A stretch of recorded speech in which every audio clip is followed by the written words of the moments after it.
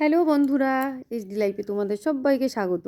কেমন আছো তোমরা সবাই? আশা করি ভালো আছো, আমিও ভালো আছি।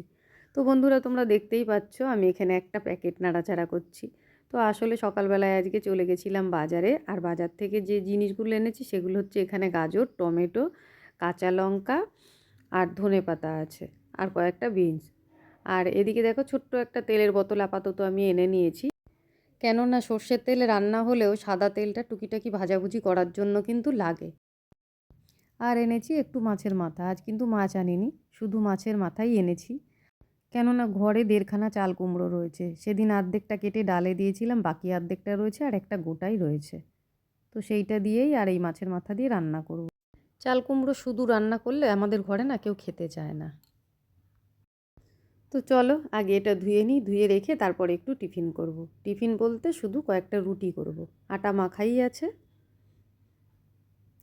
তো রুটি করা আমার হয়ে গেছে, আর এইখানে দেখো আমি একটু মুসুরির ডাল বসিয়ে দিয়েছি, এটা সেদ্ধ হতে হতে চলো টিফিনটা সেরে নিই। তো বন্ধুরা দেখো, এই তরকারিটা ছিল কাল রাতের, যেহেতু রাতে আমরা রুটি খাই, তো সেই জন্য রুটির তরকারিই ছিল, শুধু রুটিটা করে নিলাম।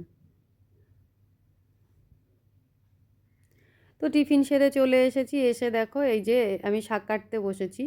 আর যে শাকটা আমি কাটছি এটা বেথো শাক। সেদিনকে তোমাদের দাদা ভাইও এনেছে 2 আঁটি শাক, আর ভাইও নিয়ে এসেছিলো 2 আঁটি শাক। তো অর্ধেকটা সেদিন আমি রাতে বেছে রেখেছিলাম, সেইগুলোই আজকে সকালবেলায় ধুয়ে নিয়েছি, নিয়ে এই যে ওদিকে রান্না হতে হতে এদিকে আমি শাকটাও কেটে নিচ্ছি। প্রত্যেক দিন খাবারের সঙ্গে না একটু শাক রাখাটা খুব ভালো, জানো তো, শাকটা খাওয়া খুব ভালো। কিন্তু কি বলো তো, সব সময় সময় হয়ে ওঠে না। শাক রান্না মানে শাক বাছা, ধোয়া, তারপরে এই যে কুচানো, এটা করতে না অনেকটা সময় লাগে। আর আমার সংসারে তো সব কিছুই আমাকে একা হাতেই করতে হয়। আর তোমরা জানো আমি গোপাল সেবা দিই, তো গোপালের তো 3বার সেবা দিতে হয়। তো সেই জন্য আমি না মানে এই ধরনের কাজগুলো করতে সময় পাই না। যেদিন এগুলো করি সেদিনকে আমার অনেক দেরি হয়ে যায় স্নান করতে দুপুরবেলাটা, আর খেতে খেতে 3টে বাজে। তো সেই জন্য রোজ আর হয়ে ওঠে না। এবার আগের দিন হয়তো শাকটা আনা থাকলো, সেটা রাতে আমি বেছে রেখে দিলাম, পরের দিন রান্না করলাম।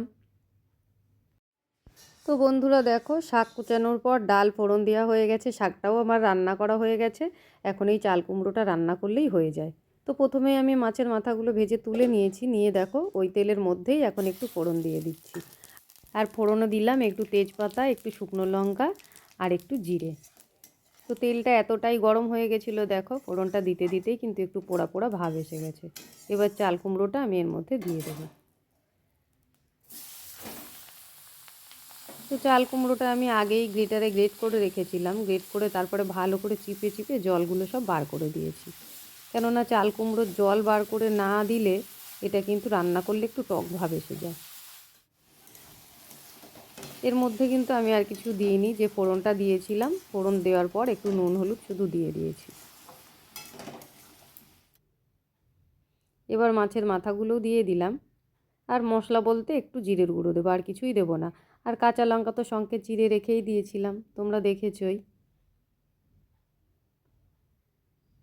তো বন্ধুরা, এই রান্নাটা হয়ে গেলেই আমার আজকের মতন এই দুপুরের রান্না কমপ্লিট হয়ে যাবে। এবার সব কাজকর্ম সেরে তারপরে আবার আমি যাব স্নান করতে। আর স্নান করে এসে পুজো দিয়ে তারপর খাওয়া দাওয়া। তো দেখো বন্ধুরা, চাল কুমড়োটা রান্না আমার হয়ে গেছে। তো চলো এটাকে নামিয়ে এবার বাকি কাজগুলো সব সেরে নিই। তো বন্ধুরা দেখো, সব কাজকর্ম সেরে স্নান করে পুজো দিয়ে চলে এসেছি। আর এসে তোমাদের দাদাভাইকে আগে খেতে দিয়ে দিয়েছি। আর আজকে দেখো রান্না বান্না কী করেছি না করেছি তোমাদের সবই বলেছি, তাও একবার দেখিয়ে দিই। এই দেখো, এখানে টমেটো দিয়ে আর ধনেপাতা দিয়ে ডাল করেছি, সেই ডাল। আর এই যে মাছের ঝোল, এটা রিঠে মাছের ঝোল শাশুড়ি দিয়েছে। আর ওইদিকে একটা ছোট্ট প্লেটে রাখা আছে, দেখো এটা কালকের ডাল ছিল, সেটাই মেখে রেখেছি পেঁয়াজ লঙ্কা দিয়ে। তো বন্ধুরা, চলে এসেছি আবারও সন্ধেবেলা। দুপুরে খাওয়া দাওয়া করার পর চলে গেছিলাম ছাদে, আর সেখানে আজকে বলতে গেলে পুরো বিকেলটাই আমার কেটেছে। কেননা তোমরা তো জানোই আমার ঘরে নেট প্রবলেম আছে, আমি ছাদে গিয়েই দুপুরবেলায় ভিডিও আপলোড দিই। তো যতক্ষণে না আপলোড হয় ততক্ষণ আমি ছাদেই বসে থাকি। তো আজকে নেট প্রবলেমটা একটু বেশিই হচ্ছিল ছাদেও, তো আমি অনেকক্ষণ বসেছিলাম ছাদে। তারপর 4টের পর নেমে একটু ঘুমিয়েছি, আর ঘুম থেকে উঠে একটু চা খেয়ে রাতের রান্নার জোগাড় করতে বসে গেছি। তো বন্ধুরা, আমি তরকারিটা যেটা রান্না করছি তোমাদের তো কাটার সময় দেখাইনি আমি কি কি কেটে নিয়েছি। এখানে আছে মটরশুঁটি, গাজর, বিনস, বাঁধাকপি আর শিম, সব রকম দিয়েই আমি সবজিটা বসিয়েছি। আর রাতে যেহেতু আমরা রুটি খাই, রুটির সাথে কিন্তু এই ধরনের সবজি বেশি ভালো লাগে, তাই না? লবণ হলুদ যেহেতু এর মধ্যে দিয়ে দিয়েছি, কিছুক্ষণের মধ্যেই এই সবজিটা থেকে কিন্তু জল ছাড়বে, আর ওই জলেই সবজিটা রান্না হবে। এখন আমি এটা ঢাকা দিয়ে দেবো, আর ঢাকা দিয়ে দিলে আরও তাড়াতাড়ি জলটা বেরিয়ে যাবে, আর ওই জলে জলেই সবজিটা রান্না হয়ে যাবে।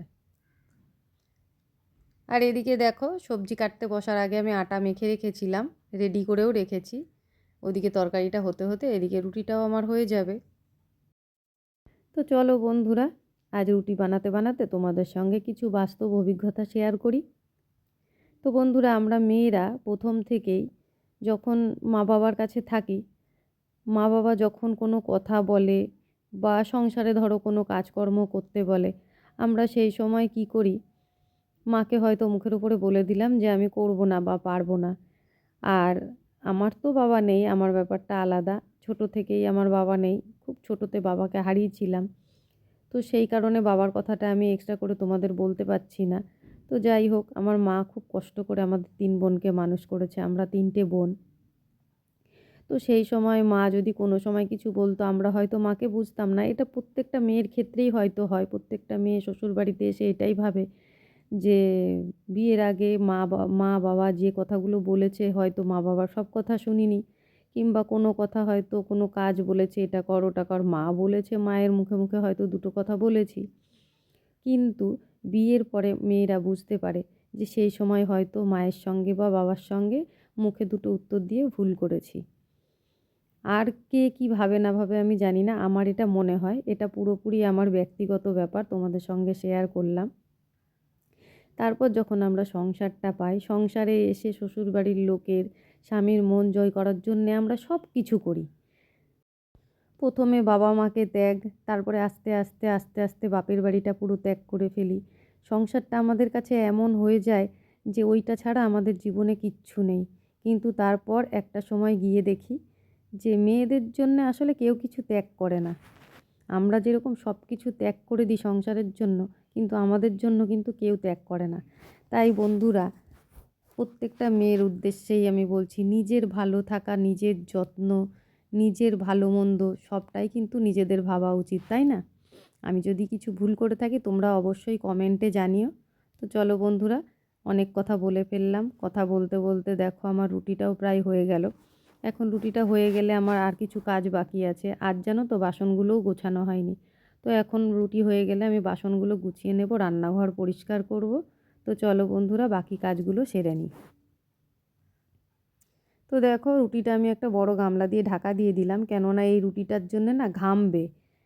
যে বাসনটা দিয়েই আমি ঢাকা দিই না কেন সেটা ঘামবে আর রুটিগুলো ভিজে যাবে। তো সেই জন্য এই বড় গামলাটা দিয়ে ঢাকা দিলে না ঘেমে জলটা রুটির উপর পড়ে না, আর রুটিগুলোও ভেজে না। তো চলো বন্ধুরা, কাজগুলো সেরে নিই। আগে বাসনগুলো গুছিয়ে নিই, তারপরে রান্নাঘরটা পরিষ্কার করে নেব। কেননা তোমাদের দাদাভাই যেহেতু সকাল সকাল বেরোয়, ঘুম থেকে উঠেই আগে আমাকে চা করতে হয়। তো সেই জন্য এগুলো আমি রাতেই করে রাখি। তো বন্ধুরা, আমার আজকের ভিডিওটা তোমাদের কেমন লাগলো অবশ্যই কিন্তু কমেন্ট করে জানিও। আর যদি ভালো লেগে থাকে একটা লাইক কমেন্ট শেয়ার করে দিও। আর যদি চ্যানেলে নতুন হয়ে থাকো, চ্যানেলটাকে সাবস্ক্রাইব করে আমার পাশে থেকো। চলে আসবো আবার কোনো নতুন ভিডিও নিয়ে, ততক্ষণের জন্য টাটা বন্ধুরা।